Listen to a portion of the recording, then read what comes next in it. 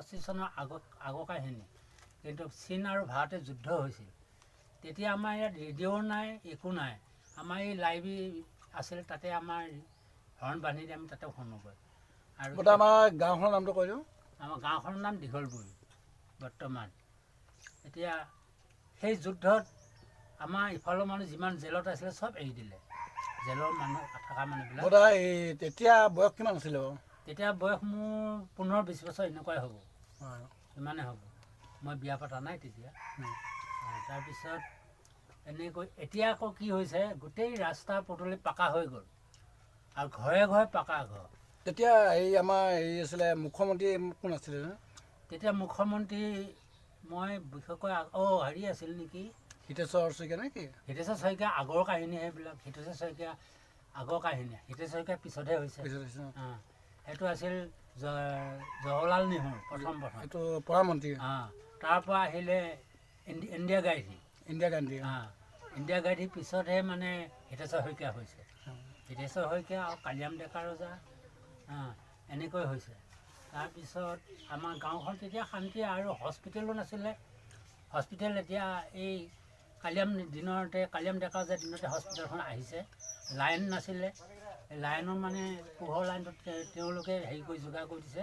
গোটেইখিনি আমাৰ লালুঙৰ এলেকা এইখিনি। গতিকে এতিয়া ভাল হৈছে, আমাৰ হস্পিটেল আছে আৰু গৰু বেজীত এইটো কি কয়, ভেটেনেৰী আছে। এতিয়া চিন্তা নাই, মৰিগাঁৱলৈ যাব নালাগে। তেতিয়া মৰিগাঁৱত গৈ পাইছিলে নাই? মৰিগাঁৱত তেতিয়া গৈছোঁ। তেতিয়া দোকান বজাৰ নাই মৰিগাঁৱত, খুব কম। মৰিগাঁওখন কিমান ডাঙৰ আছিলে তথাপিও? সৰু আমাৰ এখন গাঁৱৰ বেদা আছিলে। এই এতিয়া যে পুলিচ পইণ্টটো আছে, সেইখিনিৰ পৰা এনেকৈ লৈহে আহি পেলাই ডমাললৈ যে পচিতেলৈ যায়, সেইটো ৰাস্তাৰ পৰা এনেকৈ একেঘৰে মানুহ আছিলে, বাকী মানুহ কম আছিলে। গতিকে এতিয়া মৰিগাঁওখন এটা টাউন হৈ গ'ল, আগততো নাছিলে। এতিয়া গাড়ী ছাইড দিবৰ কাৰণে নাই, জেগাই নাপায়, মানুহ সংখ্যাটো বাঢ়িল। হিন্দু বুলি ক'ব লাগিব। এতিয়া হিন্দু আৰু মুছলিমৰ হেৰি হৈছিল, মানে ধৰ বিবাদ হৈছিল, কাজিয়া হৈছিল। কিমান চনত? সেইটো 80 চনত। 80 চনত যুদ্ধ হৈছে। মই সেইদিনা যেতিয়া ৰাতি ঘটনাটো হয়, মাত্ৰ আমি 3জন মানুহে আমি ইয়াত গাঁৱৰ ৰখীয়া হৈ আছোঁ, বাকী চব ৰাতিয়ে গৈছে যুদ্ধলৈকে। তেতিয়া বয়স কিমান আছিলে? তেতিয়া মই বিয়া পাতিলোঁ। বয়স তথাপিও বিয়া পাতা 35 মান হৈছে। 35 বছৰ হৈছে তেতিয়া বিয়া পাতিলোঁ মই। আৰু তেতিয়া মোৰ এজনী ছোৱালীৰ মৃত্যু হৈছে, কাৰণ ডক্টৰ নাই, চব ডক্টৰ পলালে সেই ভয়তে। বেমাৰ পৰিলে, অসমীয়া বেজ লগালোঁ, অসমীয়া বেজৰ কাম নকৰিলে, ছোৱালীজনী তেতিয়া মৃত্যু হৈছে। মোৰ ছোৱালীজনী 5 বছৰ বয়স হৈছিলে, মৃত্যু।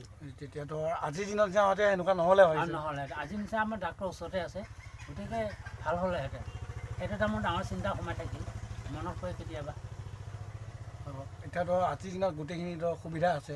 সুবিধা আছে মানে এতিয়া ভাল হৈছে, চৰকাৰে খুব ভাল সুবিধা দিছে। আমি কিন্তু চলিব পৰা নাই।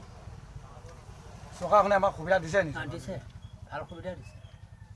আগতো দিছে, হিতেশ্বৰ শইকীয়াৰ দিনতো দিছে, আৰু কালিৰাম ডেকা ৰজাৰ দিনতো দিছে। আৰু এটা আছিল পিতসিং উকিল মইনগুৰি, সিও দিছিলে। সিও তাৰ জনতা চৰকাৰ আছিল তেতিয়া। বৰ দামো অলপ বাঢ়িল দেই তেতিয়া, আলুৰ দাম বাঢ়ি গৈছিল তেতিয়া। জনতাৰ ৰজা হ'ল, বছৰ দাম বাঢ়ি গ'ল। এতিয়া এইটো কিমান চনমান আছিল বাৰু? 90 চনমান আছিলে? তেনেকুৱাই হ'ব, 90 চনমান হয়। তেতিয়া ধৰ মুছলিম আৰু হিন্দুৰ মাজত যেতিয়া ধৰ বিবাদ হয়, তেতিয়া মানে আমাৰ এইটো অঞ্চলত কিবা ক্ষতি হৈছিল নেকি? আমাৰ ইয়াত ক্ষতি হোৱা নাই। লাভঙত এজন মৰিছে, ন্যায় মাৰিছে। তাৰপিছত আৰু সিফালে পূবফালে আজি বহুতৰ মাজুগুৰি বুলি কয়, তাত 2টামান মৰিছে, পাতিদিয়াত মৰিছে, লাভঙত এটা মৰিছে। আমাৰ কিন্তু মৰা নাই তেতিয়া যুদ্ধত। মানে তেতিয়া যিটো হৈছিল মানে ধৰক কাজিয়া বুলি ক'ব লাগিব, এই কাজিয়াত কিহৰ কাৰণে হৈছিল সেইটো কথা জানে নাপাওঁ? সেইটো বিশেষকৈ নাজানো, কাৰণ কিয় এই প্ৰথম ইফালে হৈছে গড়জান গাগলমাৰি, প্ৰথম যুদ্ধ তাতেই হৈছে। তাৰ পৰাহে ইফালে বগাই আহিছে। আমিতো পুলিচৰ ভয়ত ৰাতি ঘৰতে নাথাকোঁ, আমি বাকৰিতে শুই থাকোঁ। আৰু CRP আহিলে ধৰি লৈ যাব বুলি শব্দ এটা উলিয়াল যেতিয়া, তেওঁলোকে আহে দোকান এই দলং ৰক্ষা কৰিবৰ কাৰণে, কোনোবা দলং জুই লগাই দিব বুলি কয়। এতিয়া আমি সিহঁতক দেখা পাই আমি পলাওঁহে। ৰাতি মতা মানুহ এটাও ঘৰত নাথাকে, চব বাহিৰত শুই থাকে। আমি এনেকৈ প্ৰায় 15-20 দিন কটালোঁ, তাৰপিছতহে শান্তিলৈ আহিছোঁ।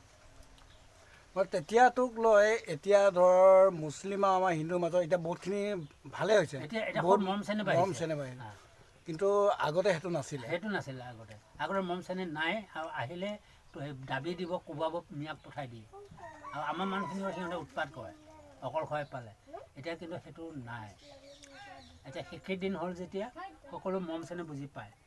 ধৰ আমাৰ এতিয়া ধৰ মুছলিম আৰু হিন্দুৰ মাজত মানে তেনেকুৱা একো হেৰি নাই আৰু। নাই, এতিয়া কাজিয়া ফেচাল নাই।